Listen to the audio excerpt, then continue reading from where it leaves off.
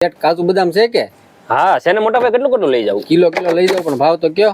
ભાવમાં મોટા ભાઈ એવું છે ને, કાજુનો ભાવ છે 950 રૂપિયા અને બદામ છે 1050. કેમ ભાઈ, 2 દી પેલા લઈ ગયો ત્યારે તમે 850 ભર્યા હતા, તમે 100 રૂપિયા વધારી દીધા. એવું નથી મોટા ભાઈ, માર્કેટમાં અત્યારે ડ્રાયફ્રૂટ મળતું નથી ને, જે મળે છે સારી ક્વોલિટી. મેં 1000 રૂપિયા 1050 એવો ભાવ બોલાય છે.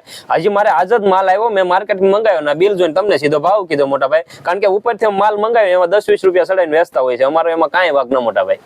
તો મોટા ભાઈ કિલો જોખી દઉં કે? ના ભાઈ, રાવજો, અમે સિટીમાં લઈ આવશું, ભાવ મોંઘો પડે બહુ. એવું છે મોટા ભાઈ, તો તમને સારું લાગે એમ વાલા. મોટા ફરાળી જેવડો તીખો અને ગળો આપી જતો. કેટલો? 500 મોટા ભાઈ? હા ચાલો આપી દો. જો ગળ્યો ને તીખો, બીજું કઈ મોટા ભાઈ? બસ. કેટલા દેવાના? 180 રૂપિયા. કેમ ભાઈ 180 રૂપિયા? કેમ મોટા ભાઈ? શ્રાવણ મહિનો શરૂ નો થયો પેલા 160 દીધા હતા, અત્યારે તમે 10 રૂપિયા સડાઈ દીધા. હવે મોટા ભાઈ અત્યારે સીઝન છે, સીઝનમાં 10 રૂપિયા કમાવાના હોય મોટા ભાઈ. અત્યારે હાલે, પછી આ કઈ ઓફ સીઝનમાં અમારે ન હાલે. કાંઈ વાંધો નહીં, તમે સમય વર્તો. હવે હશે મોટા ભાઈ, લ્યો ને 10 રૂપિયાનો સવાલ છે એમાં. હું મોટા દિવાકરણ વાઈટ આપી જતો. કેટલી આપું મોટા ભાઈ? 1 ડઝન આપજો ને. 1 ડઝન? લ્યો મોટા ભાઈ, દિવાકરણ વાઈટ 1 ડઝન. કેટલા દેવાના? 96 રૂપિયા મોટા ભાઈ ખાલી. ભાઈ કેમ 96 રૂપિયા? કેમ મોટા ભાઈ? તો ઓલો બાજુનો છોકરો કે 90 રૂપિયા આપે, તો મેં કીધું હાલી ત્યાંથી લઈ આવ્યો, પણ તમે ગ્રાહક જોઈને ભાઈ ભાવ તો વધારી ગયો. એવું છે મોટા ભાઈ? સારું, 90 આપો, બીજું હું.